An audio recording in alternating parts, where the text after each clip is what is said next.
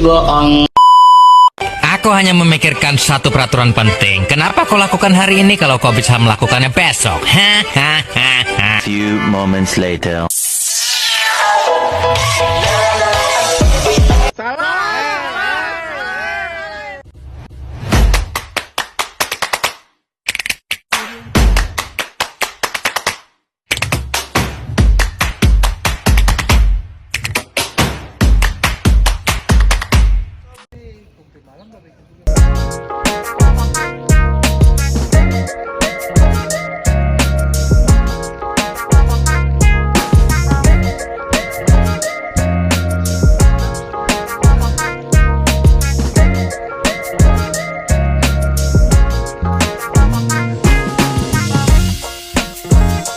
Halo semua, kami dari kelompok 2 kelas Financial Management and Policy akan memperkenalkan anggota kelompok kami. Saya Tasijawar Sandro William. Nama saya Tisa Yunais Mamahit. Nama saya Blessy Gratia Shirley Sumampau. Saya Afril Polii. Saya Su Jilian Monica. Saya Tiurma Margareta Hanih Kalebos.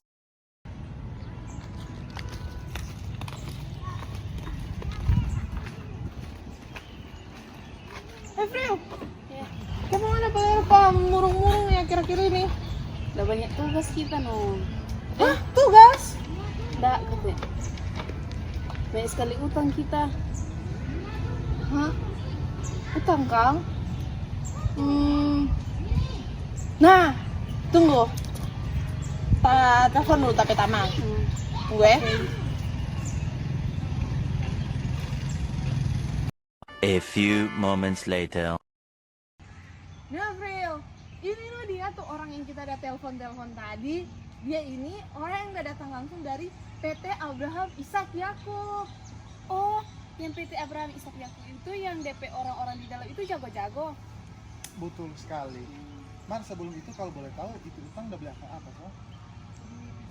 Udah beli iPhone 16 Pro Max. Boleh begitu. Kalau bawa utang itu Kak, mesti utang yang produktif. Bagaimana DP dampak utang produktif di perusahaan? Begini. Jadi, dampak utang bagi perusahaan itu dapat kita lihat di perusahaan yang tidak memiliki utang, 25% utang, dan 50% utang. Presentasi utang ini nanti akan mempengaruhi leverage beta yang dihitung dengan rumus seperti ini, yang nantinya dapat menghasilkan weighted average cost of capital seperti di bawah ini, yang jika kita hitung menjadi value of asset dapat dilihat seperti ini. Jadi begitu, dari perhitungan dari kita bisa lihat bahwa semakin besar presentasi utang, nanti value of asset meningkat. Jadi utang ini mempengaruhi value of asset. Kalau yang liability dan equity bagaimana Bang? Nah, kalau itu nanti teman berikutnya akan jelaskan. Nanti kalau dari sudut pandang liability dan equity bagaimana Bang? Oh, jadi begini Friel.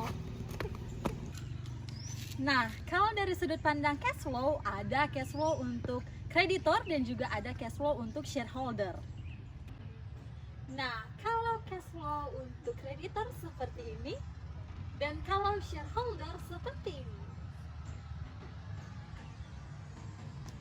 Jadi kesimpulannya, memang ada ketambahan pengeluaran dari kreditor, namun ada juga keuntungan yang besar oleh shareholder.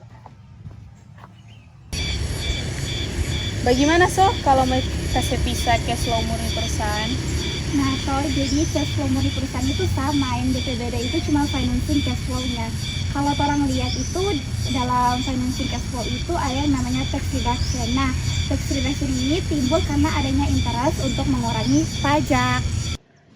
Jadi dengan adanya hutang perusahaan maka akan meningkatkan tax reduction dan juga akan meningkatkan value of financial effect yang dihitung menggunakan ini, dan juga akhirnya akan meningkatkan total value perusahaan yang dihitung menggunakan ini.